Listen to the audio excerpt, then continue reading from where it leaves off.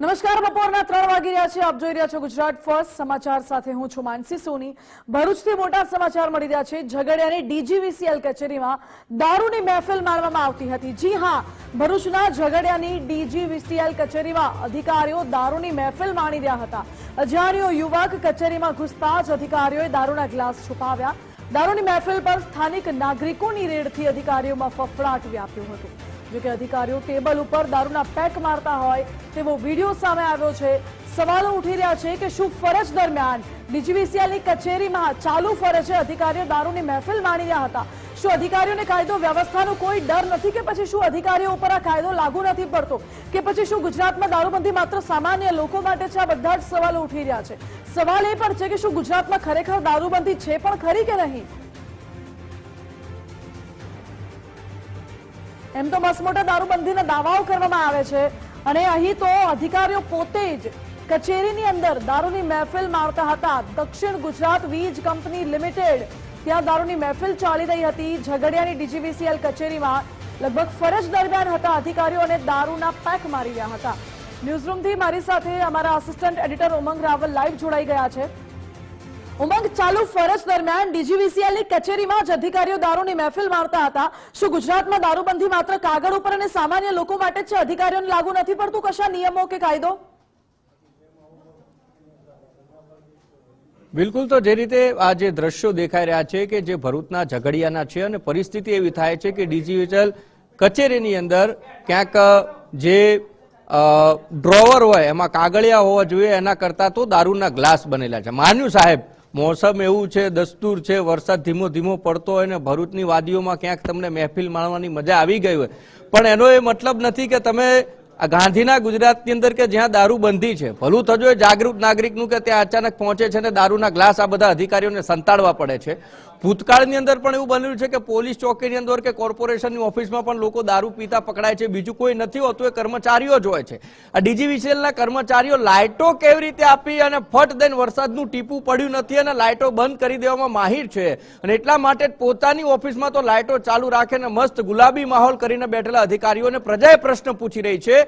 લોકો ત્યાં એટલા માટે જ પહોંચતા હોય છે કે અમારી લાઇટ જતી રહી છે, અમને લાઇટ ક્યારે આપશે? એની જગ્યાએ તો દ્રશ્યો સામે આવે છે કે આ કચેરીની અંદર દારૂની મહેફિલ ચાલે છે. ત્યાં ચખણા પડેલા છે, ડ્રોવરમાં ક્યાં કાગળીઓ અને અરજીઓની જગ્યાએ તો ત્યાં ગ્લાસ પડેલા છે પેક બનાયેલા, અને એ દારૂ પીતા પીતા પાછા મજા માણી રહ્યા છે.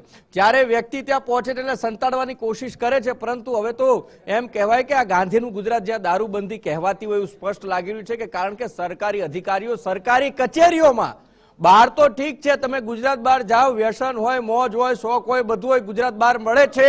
આપણે બોર્ડરો નજીક છે, ત્યાં જઈને પી શકે, એમાં કોઈ બે મત નથી. પોતપોતાના શોખ હોય છે અને એ શોખ માટે લોકો લીકર પીતા પણ હોય છે. પણ આ તો ગાંધીનું ગુજરાત છે. તમે એક સરકારી કચેરીમાં બેઠા છો, સરકારી કર્મચારી છો કે જ્યાં નિયમોનું પાલન તમારે કરવાનું હોય છે ને લોકોને કરાવડાવવાનું હોય છે. પણ જો નિયમોના ધજાગરાત સરકારી કર્મચારીઓ, પોલીસ કર્મચારીઓ અને કોર્પોરેશન અધિકારીઓ આ રીતે ઉડાડતા રહેશે તો પછી જ્યારે કોઈ દારૂ પીતેલા ફૂંક મરાવતા પોલીસ પકડશે ને ત્યારે સીધી જ આંગળી એક નહીં ચારે ચાર ને આખો હાથ તમારા સામે કરશે કે તમારા પહેલા સુધારો ને પછી અમને કહેવા આવજો. જે પેટ્રોલિંગ પોલીસ કરે છે ત્યારે ફૂંક મરાવે કે લીકર પીધું છે કે નહીં, તમે એ કેફી પીણું પીને ગાડી ચલાવો છો કે અમને સીધા દંડની જોગવાઈ, ગાડીમાંથી દારૂની બોટલ. પણ ત્યારે પ્રશ્ન એ થાય કે શું આ ભરૂચ તે ઝઘડિયાની જે ડીજીવીસીએલની ઓફિસની અંદર દારૂ પહોંચે તો એ પોલીસની, ત્યાંની સ્થાનિક પોલીસને ખબર નહીં હોય? શું હશે તો પછી કેમ પીવા દીધો? કદાચ અધિકારીઓની સાંઠગાંઠ હોય અંદર અંદર કે તેરી ભી ચૂપ મેરી ભી ચૂપ, તમે ચિંતા ના કરતા, તમારું કંઈક હશે તમે સાચવી લેશું, અમારું હશે તમે સાચવી લેજો. આ સાચવી લેવાની ભાવનામાં ગાંધીના ગુજરાતમાં સરકારી અધિકારીઓ પણ દારૂ પીતા થયા છે. જી ઉમંગ, આભાર આપનો. એટલે સરકારી અધિકારીઓ અહીં દારૂની મહેફિલ માણી રહ્યા છે. લોકોની અનેક સમસ્યાઓનું તો નિરાકરણ ક્યારે આવશે એનો કોઈ ઉકેલ જ નથી. મારી સાથે સંવાદદાતા દિનેશ જોડાઈ ગયા છે. દિનેશ, અહીં અધિકારીઓ દારૂની મહેફિલ માણી રહ્યા હતા, શું પોલીસને ખબર નથી કે પછી પોલીસને જાણ હતી અને આશીર્વાદથી જ આ પ્રકારે પાર્ટીઓ મહેફિલો ચાલતી હોય છે? ચોક્કસ વાત કરવામાં આવે તો ગાંધીના ગુજરાતમાં દારૂબંધી માત્ર કાગળ ઉપર જ રહી છે. બાકી ભરૂચમાં મોટા પ્રમાણમાં દારૂનું વેચાણ થાય જ છે. આજે જે વિડીયો સામે આવ્યો છે અધિકારીઓનો, જે દક્ષિણ ગુજરાત વીજ કંપનીની કચેરીમાં ટેબલ ઉપર જ્યાં કચેરીનું કામ કરવાનું છે તે ટેબલ ઉપર દારૂની મહેફિલ જમાવી હતી. એક જાગૃત નાગરિક કચેરીમાં ઘૂસી જવાના કારણે જે દારૂના જે પેક કહેવાય, જે ગ્લાસ કહેવાય તેને ટેબલના ખાનામાં સંતાડી દેવામાં આવ્યા હતા, બોટલને સંતાડવામાં આવતા હોય તેવા વિડીયો સામે આવ્યા છે. એટલે ગાંધીના ગુજરાતમાં દારૂબંધી માત્ર કાગળ ઉપર રહી છે, પરંતુ આ બાબતે અધિકારીઓ સામે તાત્કાલિક પગલાં લેવા જોઈએ, વાયરલ વિડીયોના આધારે કાર્યવાહી થવી જોઈએ અને સાચા અર્થમાં અધિકારીઓ પણ કોઈ દૂધે ધોયેલા હોતા નથી. અગાઉ પણ પોલીસ કર્મીઓના પણ દારૂની મહેફિલના વિડીયો આવી ચૂક્યા છે, વાયરલ થઈ ચૂક્યા હતા. ત્યારે સાચા અર્થમાં ભરૂચ જિલ્લાની પોલીસ દ્વારા પણ દારૂ મુદ્દે કડકાઈથી અમલ કરાવવામાં આવે તે પણ જરૂરી છે. જી દિનેશ, આભાર આપનો. એટલે પોલીસ અધિકારીઓ પણ દારૂબંધીનું છે કડક અમલ કરાવતા હોય છે, લોકો ઉપર જે કાયદાનો ડર રહેતો હોય છે એ જ ડર અધિકારીઓમાં પણ બેસે એ પણ એટલું જ જરૂરી બન્યું છે.